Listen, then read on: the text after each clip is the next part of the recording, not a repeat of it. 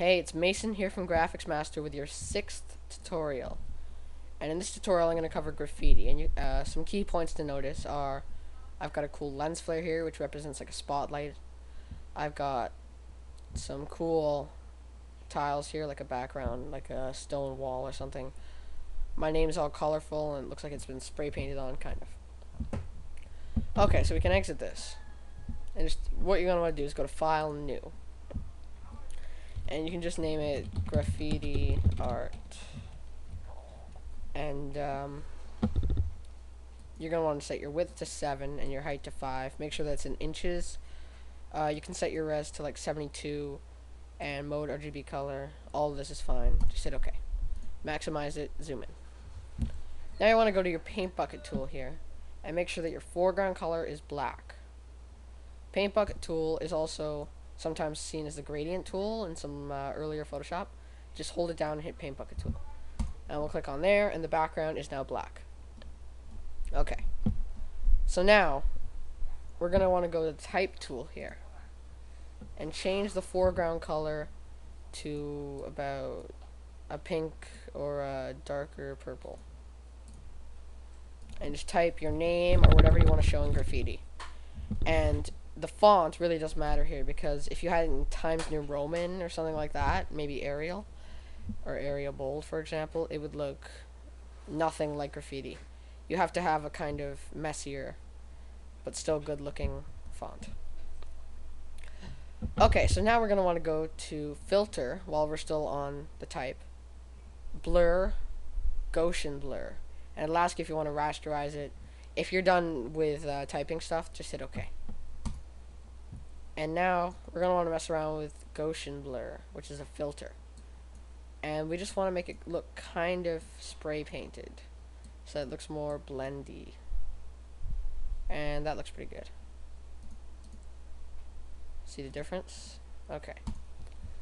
Now you've got that, and if this looks a little bit too, well, transparent for you, hit Control J on your keyboard and you will duplicate the layer. So now there's 2 and all the transparent stuff will be doubled in transparency. Okay. Now we're going to want to add a new layer. So just go to this button down here. On further versions like Elements, it'll be up here, but over here it's down at the bottom and it just says Create New Layer when you hover over it. Click on that and you've got new layer, layer 2 or layer 1 if you didn't just do that.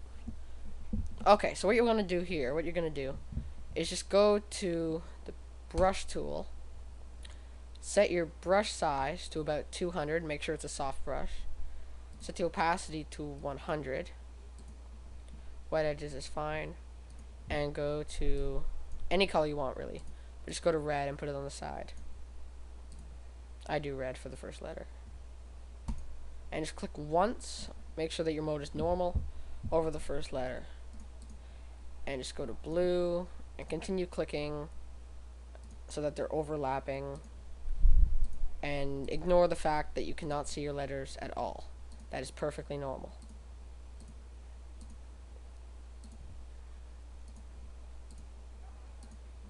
And it should look something like that.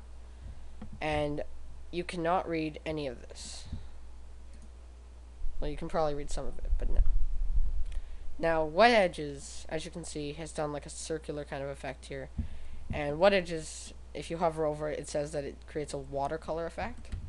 If you don't like that effect, just go back and you can redo it without it.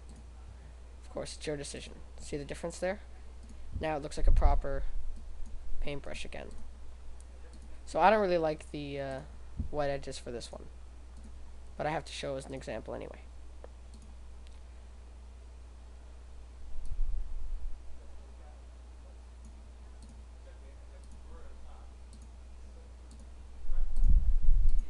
And there we go. That looks good.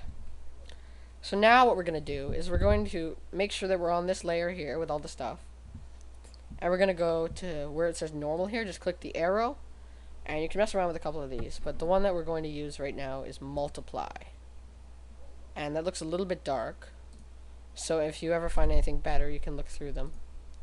But what we want right now is so that it doesn't show anything at the background. So for this one, overlay would probably be the best one. rather than multiply, because multiply is a little bit dark.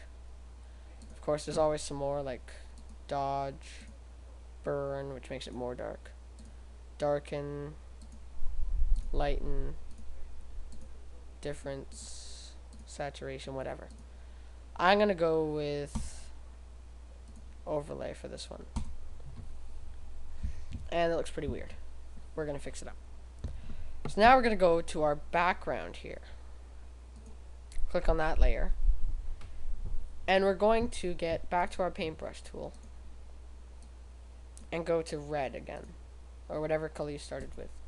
Just click once. And it doesn't matter if you do the same colors, but if you want to, go ahead.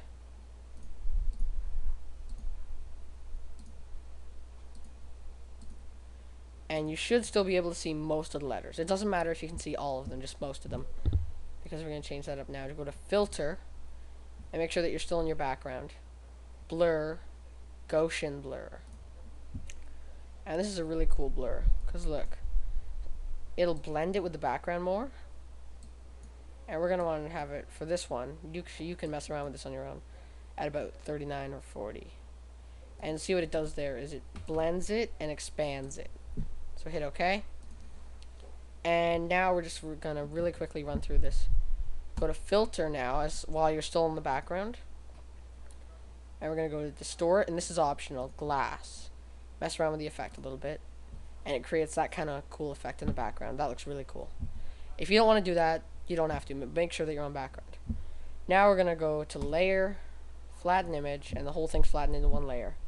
The last filter we're going to do is a lens flare, but first of all, go to texture, mosaic tiles, and we want to have our grout width at 1 and our lighten grout at 10, because if you have the grout width at 15, that's the distance between the blocks, and it looks awful.